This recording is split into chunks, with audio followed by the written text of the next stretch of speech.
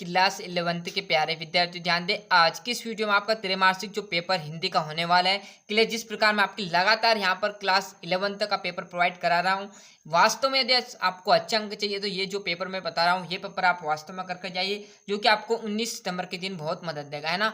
जैसे सही विकल्प, रिक्त स्थान, सारी चीजें यहाँ पर मैं प्रोवाइड कराने वाला हूँ, तो आप वीडियो में लास्ट तक बने रहेगा। लता मंगेशकर जी के पिताजी का जो नाम था वो दीनदयाल मंगेशकर था, है ना। प्रेमचंद्र जी का मूल नाम था तो गणपत राय। मीरा के आराध्य प्रभु है तो श्री कृष्ण। कवि ने ईश्वर के प्रति कितने रूप बताए, मतलब ईश्वर ने कितने रूप बताए, तो एक रूप बताया सार का, है ना। मीरा ने श्री कृष्ण को किस रूप में स्वीकार किया, तो पति के रूप में, है ना।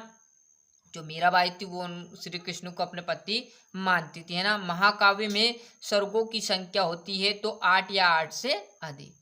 रिक्त स्थान देखिएगा। भारतीय गायिकाओं में बेजोड़ गायिका कहा जाता है तो लता मंगेशकर जो जी है उन्हें क्या है, पुरस्कार भी बहुत मिले हैं गायिका के रूप में, है ना। अर्थ की दृष्टि से वाक्य के 6 प्रकार होते हैं। और एक विशेष सूचना रहती है कि 9th से लेकर 12th तक के सभी विद्यार्थियों को पेपर प्रोवाइड हो रहे हैं। यदि कोई भाई दोस्त या रिलेशन में हो तो एक बार आप चैनल के लिंक उन्हें जरूर पहुंचाइए, जिसके जरिए वो इन पेपरों को याद कर सके, है ना। आपके पास भी टाइम कम बचा, इसलिए मैं सारे प्रिंटेड यहाँ पर मैंने छाप दिए हैं। काव्य की शोभा बढ़ाने वाले तत्व को अलंकार कहते हैं। टीवी धारावाहिक आ जाएगा। छायावाद के प्रमुख स्तंभ 4 हैं और कवि ने ईश्वर की सत्ता को 1 माना है। सही जोड़िए। मीरा के प्रभु हैं तो गिरधर नागर। कुल की हानि मतलब आपकी जो परिवार है उसकी हानि, मतलब परिवार की मर्यादा पर दाग आ गया। द्विवेदी युग के प्रवर्तक कवि महावीर प्रसाद द्विवेदी। कुंडलिया जो छंद है वो आपके 24। रस के जो अंग रहने वाले वो 4 और जलद है मतलब आपका कमल, है ना। स्क्रीनशॉट ले लीजिए। और जैसे ही हम इस पेज पर आएंगे तो ये आपका यहाँ पर देखिएगा एक वाक्य में पार्लर पानी और पताल पानी के बीच का तीसरा रूप कौन सा है, तो रेजाना पानी।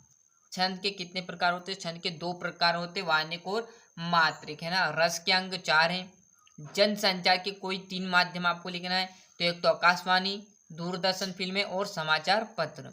शब्द युग्म का क्या नाम है, तो सुनने में समान परंतु भिन्न में अर्थ वाले। मोहन के गुरु का नाम मिस्टर त्रिलोक सिंह था। यहाँ से आप सत्यासत्य देखिए, है ना। बीजक सूरदास जी की रचना है, ये आपका सत्य आ जाएगा। सुमिता नंदन पंत छायावाद के महत्वपूर्ण स्तंभ है, ये बात भी आपकी सत्य हुई, ये भी सत्य है। और रस के प्रकार है 4, तो बिल्कुल सत्य। और काव्य की शोभा बढ़ाने वाले को क्या कहते हैं, रस कहा जाता है।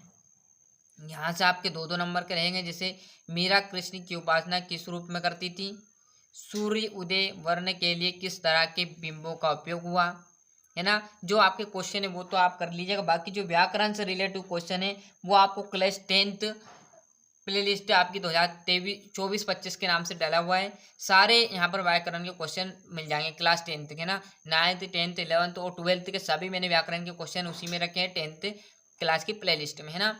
चाहे वो कहानी के तत्व हो, काव्य की कोई 4 विधा, है ना, जनसंचार माध्यम, छंद की परिभाषा, अलंकार के कितने प्रकार होंगे। यदि आप अभी नहीं करोगे तो कोई दिक्कत नहीं, परंतु जैसे ही त्रैमासिक खत्म होगी उसके बाद यदि व्याकरण की अच्छे से प्रॉपर्ली तैयारी करनी है तो आप एक बार क्लास 10th प्ले लिस्ट को फॉलो कीजिए। वहाँ बहुत ही सरल तरीके से मैंने आपको समझाए क्वेश्चन और बड़े ही सिंपल तरीके से बताया हुआ है। क्लियर है, ये है ना। और जैसे हम इस पेज पर आएंगे, मतलब आपके जो यहाँ पर साहित्यिक परिचय है, जीवन परिचय, वो भी मैंने उसमें ऐड कर दिए, है ना। यहाँ से अच्छे से स्क्रीनशॉट ले लीजिए। देखो टाइम कम है, इस कारण थोड़ी सी जल्दी कर रहे हैं, आप भी समझदार हो, क्योंकि अब टाइम आपके पास इतना बचा नहीं कि आपको आराम आराम से सारी चीज़ें प्रोवाइड हो, है ना। ये तो आपको ही करने पड़ेंगे। और जैसे हम इस पेज पर आएंगे तो आपका यहाँ पर जो 22वां प्रश्न है वो देखिएगा क्या रहेगा। आप सुदामा नगर भोपाल में रहते हैं, आपके मोहल्ले में गंदगी व्याप्त है जिससे बीमारियां फैल रही है। सफाई व्यवस्था हेतु मुख्य स्वच्छ अधिकार को नगर निगम को पत्र आपको लिखना, मतलब एप्लीकेशन। क्लियर है। और ये लास्ट आपका जो कि निबंध रहने वाला। क्लियर आई बात समझ में। तो इस प्रकार मैंने आपको सारे जो यहाँ पर पूरा जो आपका हिंदी 11वीं क्लास का पेपर था वो अच्छे से प्रोवाइड करा दिया। मिलते हैं इसके नेक्स्ट वीडियो में। और अभी तक आपने चैनल को सब्सक्राइब नहीं किया तो फटाफट चैनल सब्सक्राइब कीजिए, साथ ही साथ नोटिफिकेशन ऑन करते चलेगा। आज के लिए इतना ही, मिलते हैं इसके नेक्स्ट वीडियो में।